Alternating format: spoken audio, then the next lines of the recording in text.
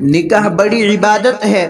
قرآن و حدیث میں اس کی بار بار تاکید کا آنا، اس کے فضائل و برکات، اس کے منافع کوئی معمولی بات نہیں، بلکہ بڑی خیر کے وجود میں آنے کا ذریعہ و سبب ہے، اور صالح معاشرے کی تشکیل کا اولین ذریعہ ہے۔ پوری امت کے لیے ضروری ہے کہ وہ نکاح کو عبادت سمجھ کر کرے، نہ کہ تجارت سمجھ کر۔ آج ہمارے معاشرے کے اندر کیا ننگا ناچ ناچا جا رہا ہے۔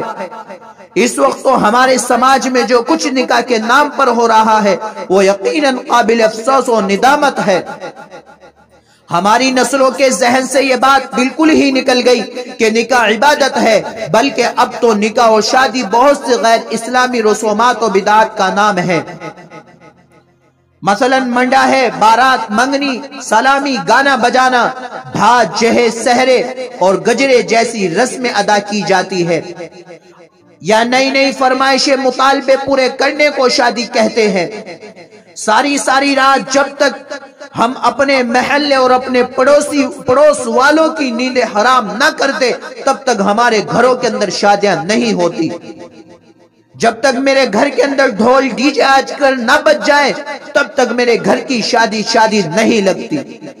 جو نکاح اللہ کے نبی صلی اللہ علیہ وسلم کے طریقے پر کرنا تھا، آج ہم اس نکاح کو غیروں کے طریقے پر کر رہے ہیں۔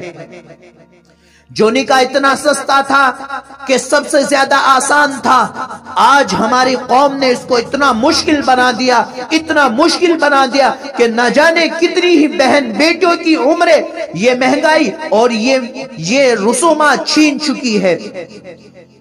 اس رسومات کی وجہ سے، آپ کے جہیز لین دین کی وجہ سے، آپ کے دکھاوے کی وجہ سے، آپ کا گانا بجانے کی وجہ سے، آپ کے بھاج کی وجہ سے، آپ کے بارات منگنی کی وجہ سے نہ جانے کتنی بہن بیٹوں کی عمر گھر بیٹھے بیٹھے بیت گئی، لیکن کسی کی آنکھیں نہیں کھلی کہ جا کر ان بہن بیٹوں سے معلوم کرے کہ کیا بات ہے، ابھی تک شادی کیوں نہیں ہوئی۔ یاد رکھو، اگر کسی بہن بیٹی کا دل تمہارے ڈھول ڈی جے یا تمہارے بڑی بڑی گاڑیاں دینے کی وجہ سے کسی کا نکاح رک رہا ہے، تو یاد رکھے آپ برابر کے گنہگار ہے۔ کیوں؟ اس وجہ سے کہ وہ اس بیٹی کا باپ اتنا اس کے پاس پیسہ نہیں ہے کہ وہ بڑی بڑی گاڑیاں دے سکے، وہ گھر میں کے اندر لا کر ڈھول ڈی جے بجا سکے۔ اس لیے میں کہتا ہوں کہ آپ اپنی شادیوں کو بہت آسان کیجئے، آپ جہیز کا بالکل بائیکاٹ کیجئے مل کر۔ آپ تمام کے تمام ذمہ دار حضرات ہیں، آپ اس بات پر آ جائیے کہ جس گھر کے اندر، جس شادی کے اندر ڈھول ڈی جے بجیں گے، ہم اس گھر کے اندر نہ کھانا کھائیں گے اور نہ ہی اس گھر کے اندر جائیں گے۔ الامان والحفیظ جہیز جیسی نہ جانے کیسی خرافات ہمارے معاشرے کے اندر جنم لے رہی ہیں۔ ان سب خرافات کے پیچھے جو مصیبت کار فرما ہے وہ لا علمی، جہالت، آخرت سے غفلت ہے۔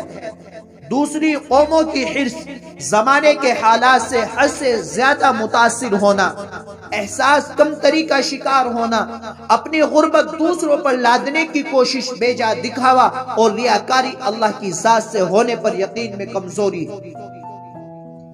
اگر صحیح اسلامی معلومات ہو، روزی روٹی اور عزت و ناموس کا مالک خدا وحدہ لا شریک لہ کو سمجھا جاتا تو ہرگز ایسا نہ ہوتا۔ نبی کریم صلی اللہ علیہ وسلم کا طریقہ ہم سب کے سامنے موجود ہے، آپ کا طرز زندگی ہمارے سامنے موجود ہے، صحابہ کی سیرت ہمارے سامنے موجود ہے، بزرگوں کی روایات اس سلسلے میں روشن دلیل ہے۔